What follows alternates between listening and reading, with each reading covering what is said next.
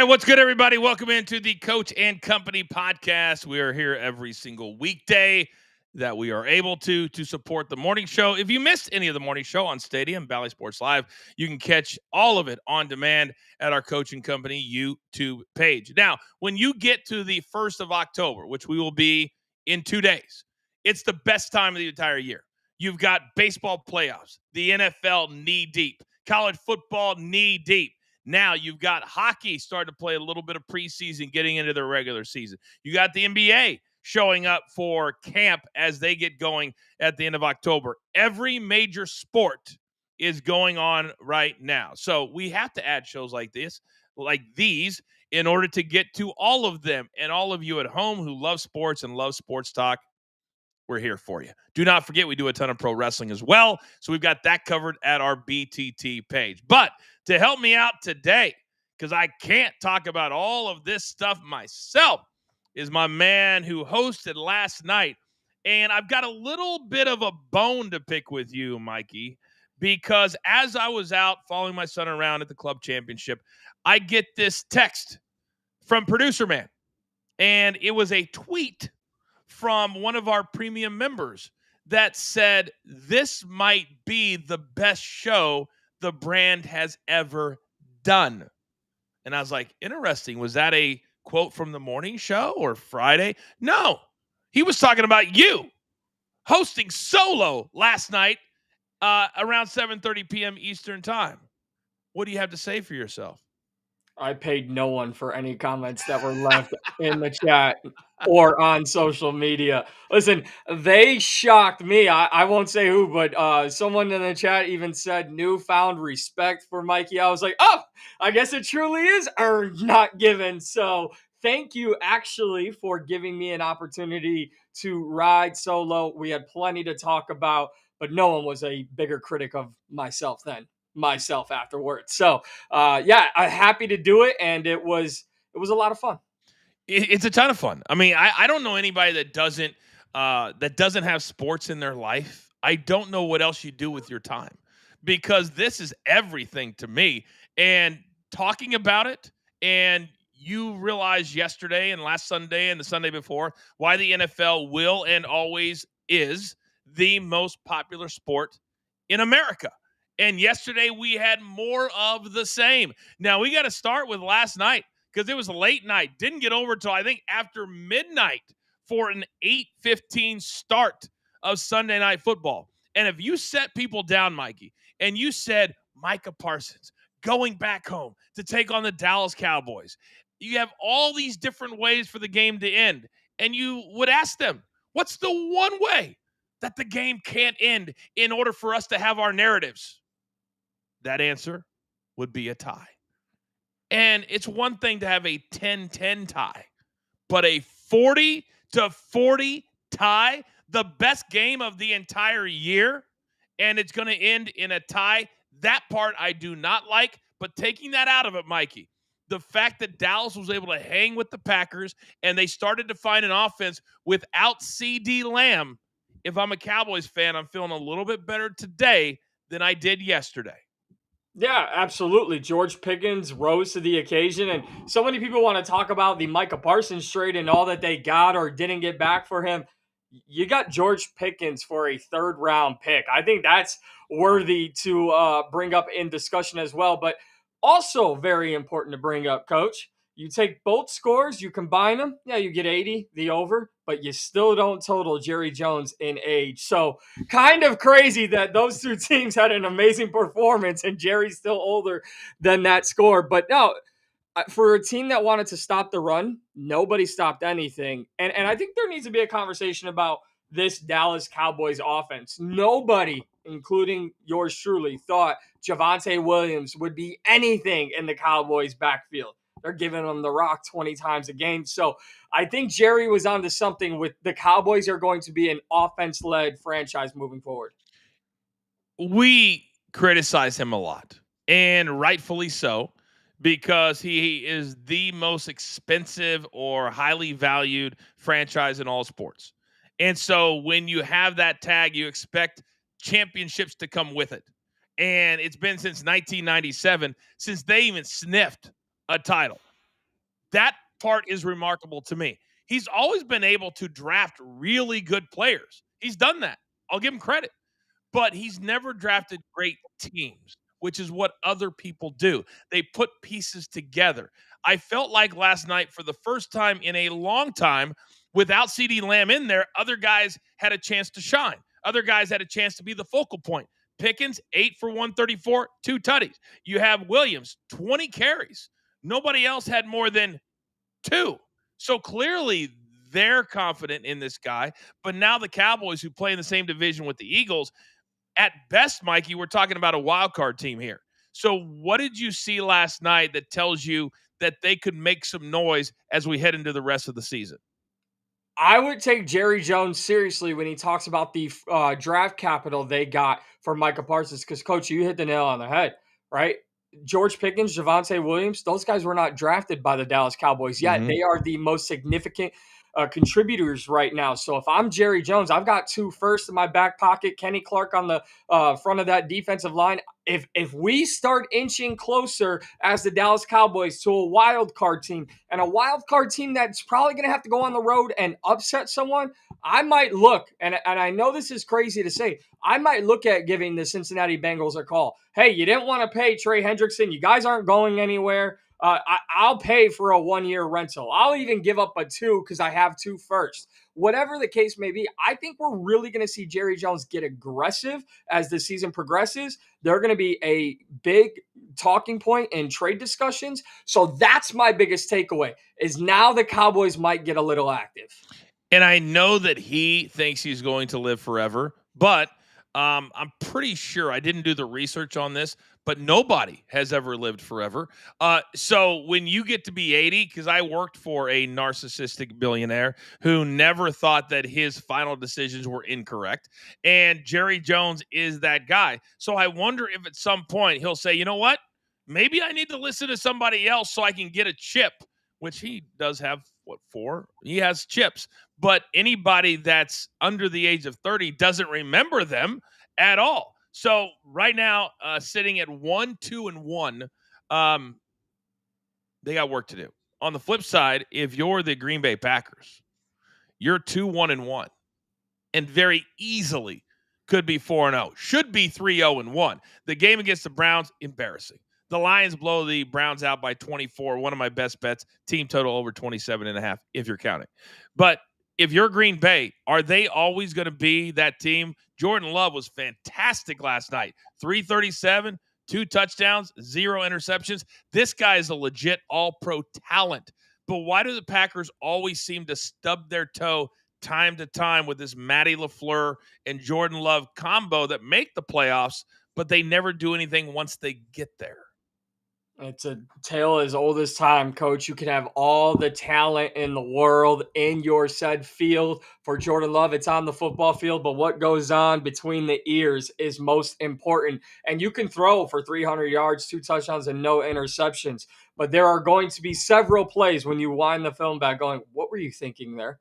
What were you doing there? And it's not just for Jordan Love, it's Matt LaFleur as well. So until those two can really nail down what goes on between the ears, and you could say that for every coach and every player across the league, but when you have such a disappointing loss to the Cleveland Browns and then a tie to the Dallas Cowboys, if you lose to the Cleveland Browns, I would say 25 out of 32 teams in the NFL would be foaming from the mouth. Let alone Micah Parsons' narrative and storyline. Throw all that out. If you lose to the Browns and 89-year-old Joe Flacco, you should be foaming at the mouth. You should have put your foot on the neck of the Dallas Cowboys. So I think it's all about what goes on between the ears for Matt LaFleur and Jordan Love.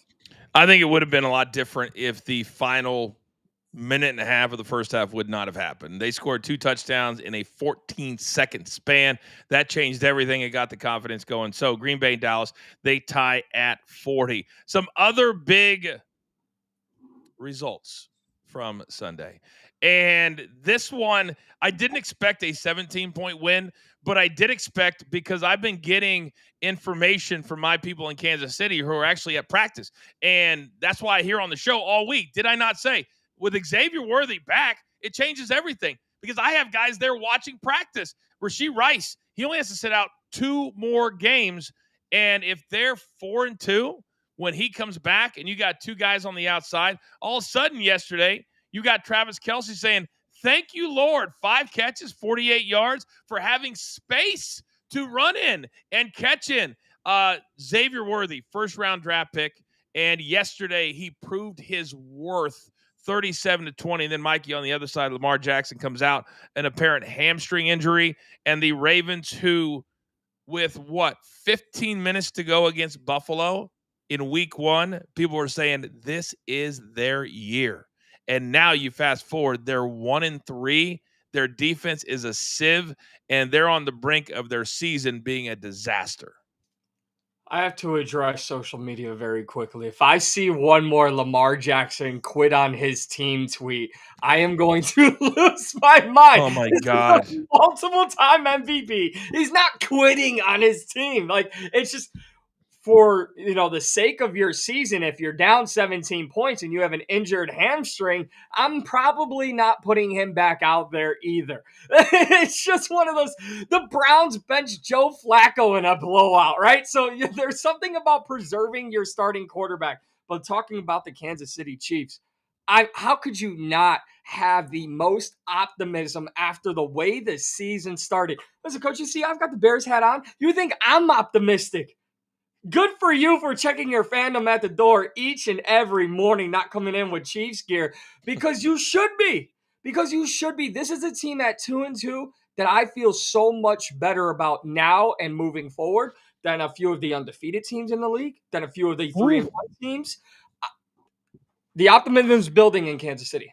Every great player, over the course of their careers, because we talk about this with Tom Brady all the time, that fans that don't do this for a living, that they watch certain things, but they don't watch everything. The narrative was that Tom Brady never had adversity, that Tom Brady, people forget, he had a torn ACL. He got knocked out one season and didn't come back. He won 7. And how many years did he play? Over 20, which means he had more than 13 years where he did not win a chip. Patrick Mahomes is facing the first real adversity of his career. He's never had a season, Mikey, where he hasn't gone to the AFC Championship game. That is unheard of. But I think now he's actually excited. I think now he's like, listen, is this ideal? No, but I'm already a cemented Hall of Famer. I've already got 3 chips. Maybe this will be kind of fun to prove people wrong. Maybe this will be kind of fun to show people that I am as great as they say I am by piecing this thing together, by holding us together until we get these weapons back. Sometimes it's fun to do it this way, right? Yeah, we both work in combat sports, so I'll take kind of a comparison to combat sports. You could be a guy knocking everybody out in the first round, but then you get a little more appreciation when you get taken to the 3rd or the 5th in a championship level fight, because then you really get to show your true resolve. You just said he hasn't been without an AFC championship game. Oh, I'm sorry. So sorry, Patrick, that's the worst you've ever faced in your career, an AFC championship. I know quite a few people who would love to play in an AFC championship game. Matter of fact, former Bear Charles Tillman goes, I've got 2 loser rings. And he's got 2 NFC championships. You get those? Do they give those out? You get those. Can you imagine? Oh, my God. Oh, my God. Please continue. I'm sorry. No, but that's the point. Like, you want to, if you are truly great, and I think Tom Brady would attest to this, it is no fun. As much as you can take in the aura of being the greatest of all time, it is no fun being the greatest at anything and never being challenged, because then your value is not so much earned, it's just handed to you. So I'd rather have my respect and my greatness earned instead of just given to me based off the lack of challenges I had. All right, so now we're talking the Chiefs as they move on. Who do they play next? I haven't even looked at. So they play. Oh yeah, Raphael brought it up today. They're at Jacksonville next week, and then the schedule makers are very, very kind to the Chiefs. At Jacksonville, then they have Sunday night against the Lions at home. Awesome. Then they have the Raiders at home. Awesome. And then they have the Commanders on Monday Night Football, which means you and I will get to chop it up on the Monday Night Grind. Talking about the Chiefs and the Commanders on Monday, October 27th. And then the next Sunday, they're at Buffalo at 425. They're going to earn this thing. This is a first place schedule that is similar to the Eagles. And all these fans that don't understand that, that's the way it goes. You play a first place schedule to allow other teams to make it to the playoffs. So it'll be a lot of fun to see if they can navigate this in a positive fashion. Now, as for the Raiders, Mikey, as we look at their schedule at 1-3, Houston and the Rams, not horrible. Then they're bye. Then your Bears. So they have 3 straight home games as well. So it's not a murderer's row, so to speak, because their division's not horrible, but 1-3. I would not be wanting to sit in those meetings this week. I can tell you that. John Harbaugh, stoic on the sidelines. I promise you, behind the scenes, he is not. Because also, I think, Mikey, I was listening to Nick Saban on College Game Day. There are certain coaches and people in our lives that we don't attach an age to. We just like Coach K at Duke. He always had the black hair. And I'm realizing he's 70, he probably had gray hair. He just always colored it. Nick Saban, I never thought about him being in his 70s. John Harbaugh, you look at him, he's been the same for 30 years, but they're all starting to get a little bit older. And how much do you think some of these guys like a John Harbaugh or a Jim Harbaugh are looking at their careers going, wait a second, I don't have that much longer to go before I've got to call it quits? I'm going to go back to the team you just mentioned in the Las Vegas Raiders, Pete Carroll. It probably would have been wiser to go find a commentary gig. Jason Garrett's doing great work at NBC. You thought getting back with Geno Smith and grabbing Ashton Jency was going to revive your career, and then did you forget who Geno Smith was? I mean, 1-3, the guy is turnover prone, to say the least. He's a guy where I would be looking at. You're already looking at who are we going to draft in the first round to eventually replace Geno, and you're 4 games into this season. But coaches are a big talking point right now. Coach, you had Liam Cohen going after Robert Saleh after the win. I'm not sure if you saw that. That was hilarious. He said, keep my name out your mouth. Ben Johnson got ridiculed online. So I love that these coaches are taking the spotlight. And one nugget, the biggest discrepancy in age between head coaches yesterday when Pete Carroll, oldest coach in the league, took on Ben Johnson, one of the youngest head coaches in the league. Hey, if you have is he still in his 30s, Ben Johnson, by the way? Yep. Yeah. If you become a head coach in your 30s in the NFL, you've done something. Because all these guys got to have, I can't look at one more picture. I've become a huge fan of John Gruden. And even though I've got to watch him on Barstool, he's awesome. He's awesome. And yet all these pictures of his coaching tree and all the, who was his mentor, the former coach of the Packers, what the hell was his name? Mike Oh yeah, Mike Holmgren. You had all these coaching trees, and we're like, wait a second, this dude. Oh yeah. You forget that they actually have a 20s. Like they have that decade where they actually live because they're buried in the film room, or they're the tape operator, or there's something. All of a sudden they pop up and they're like, okay, Robert Saleh, got it. Got it. So it's always fascinating when these coaches defy the odds and become a head coach at the age of sub 40. A couple other things before we get out of here. Actually, one thing, and then we'll see you guys tonight on the Monday Night Grind. For those of you new to our podcast, we never like to go longer than 20 or 30 minutes. I despise podcasts that go an hour and a half or 2 hours. It's unnecessary. We have 2 teams, one in the AFC, one in the NFC, Mikey, that are undefeated. The Bills and the Eagles. In your opinion, 2-part question. Who's the better team right now of those 2? And which one do you think will be undefeated the longest? Answer the first one, then I'll rip off the schedule because you probably don't have it at the top of your head because I don't either.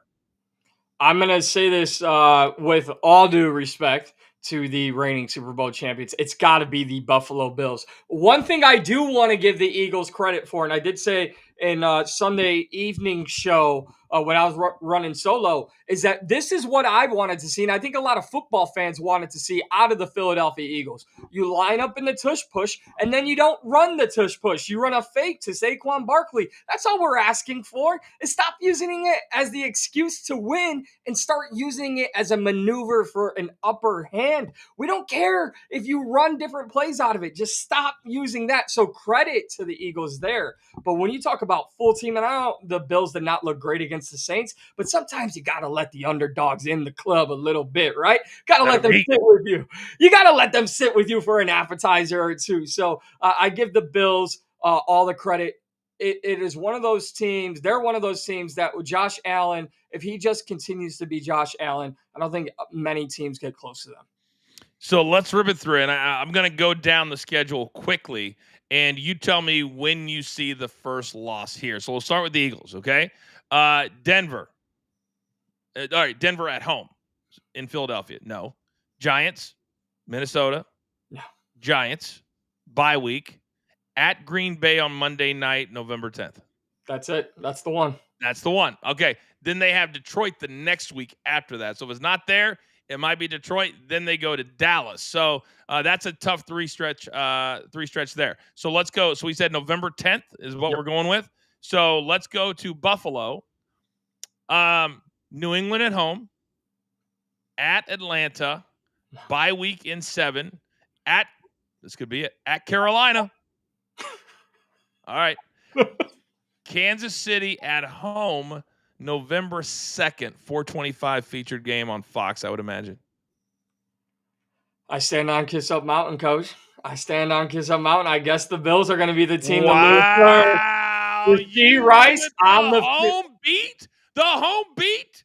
Wow. I thought sure you would wait till at the Patriots December 14th. But hey, if we want to go with Kansas City at home, we'll go with Kansas City at home. I'm good with it. All right, that's going to do it for now. Don't forget, if you have Sirius XM radio, I would be so flattered if you would tune into my pro wrestling show 2 to 4 Eastern time, Off the Ropes with the Coach. Or if you really want to like burn your brains, you can tune into the Weekday Wager Show, 2 p.m. Eastern time on our Coach and Company YouTube page. You can have Marky Model taken under NITs, but we've all had bad plays. I'm just teasing. Although he did play an under at 51 and it went to 80, but who's counting? And then, of course, at 5 p.m. Eastern time, the business of pro wrestling on the Coach and Bro Show. And then 7 p.m. Eastern time, Monday Night Grind with me, Mikey P, Big Tommy C. He's flying high, sort of. His Giants won, but Malik Neighbors, unfortunately, tore his ACL, and that sucks for all of us. I love watching Neighbors play. And then bringing the data, bringing the numbers is always my guy, Raphael, tonight for 2 Monday Night Football games. And the big question is, I'm the only one of the trio working right now that's not in the Legends Lounge. Mikey P's in. Producer Man is in. Are you going to get in? And if you become a premium member, you get a little something extra. If you predict the right first touchdown score of the game, it's got to be plus 1,000 or higher. We'll send out a tweet later today and also have the link in the chat when you're watching live on YouTube to play with us. We like to have a good time. Until then, that's going to do it for now. For Mikey P, Producer Man, I am the Coach. This has been the one and only Coach and Company, the podcast. Have a great day.